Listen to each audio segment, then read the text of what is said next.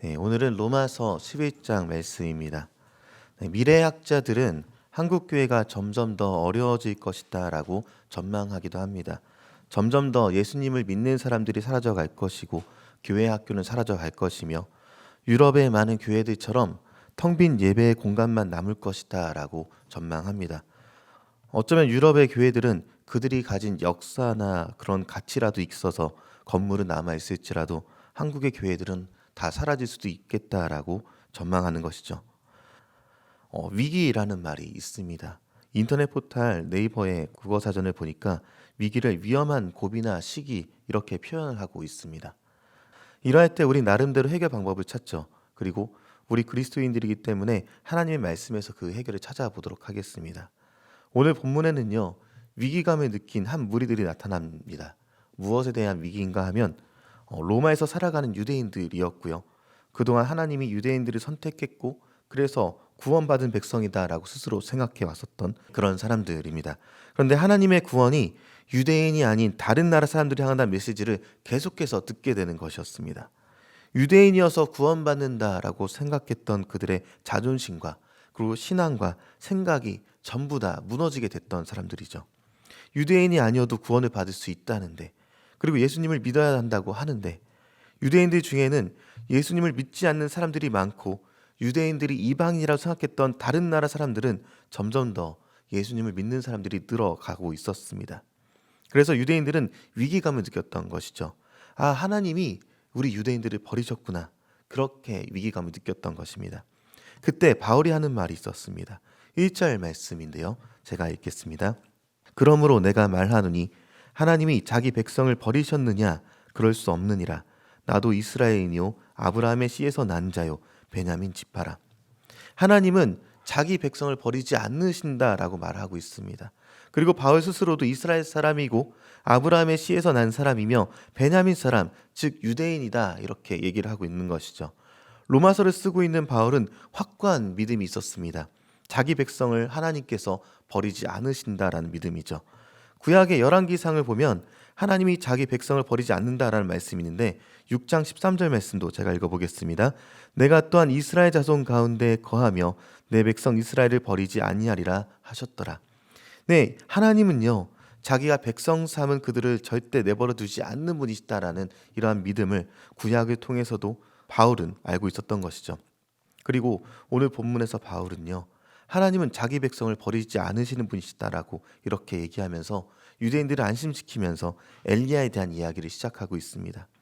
구약에서 엘리야는 혼자 하나님을 섬긴다고 생각하면서 외롭고 어려운 시기들을 맞이했었던 그런 사람입니다.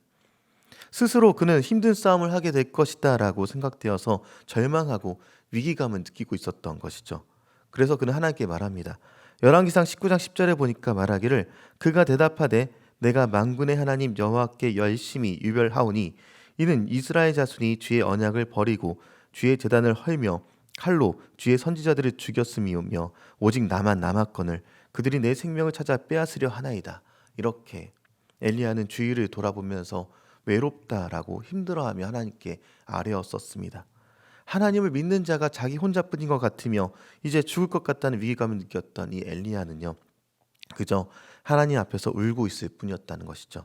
그리고 좌절하고 실망한 엘리야에게 하나님이 하신 대답은 하나님께서 남겨두신 사람이 있다라고 대답해 주셨다는 것입니다. 하나님은 엘리야를 위해서 하나님이 남겨주셨다는 것이고요. 외로웠던 엘리야에게 동역자들이 주어졌고 그리고 이는 엘리야에게 큰 위로가 되었다는 것입니다. 그리고 바울은 오늘 본문에 이 엘리야에 대한 이야기를 가져오면서 그 희망이 유대인들에게도 있다라고 말하고 있습니다. 오늘 본문 5절 말씀입니다. 그런즉 이와 같이 지금도 은혜로 택하심을 따라 남은 자가 있느니라. 네, 바울은 유대인들에게 엘리야 때와 같은 남은 자가 있다고 걱정하지 말라라고 말하고 있습니다. 은혜를 입은 사람이라는 말을 우린 많이 하고 있습니다. 그런데 은혜를 입은 사람은 언제 그것을 느끼게 되죠? 위기에서 건진받았을 때입니다.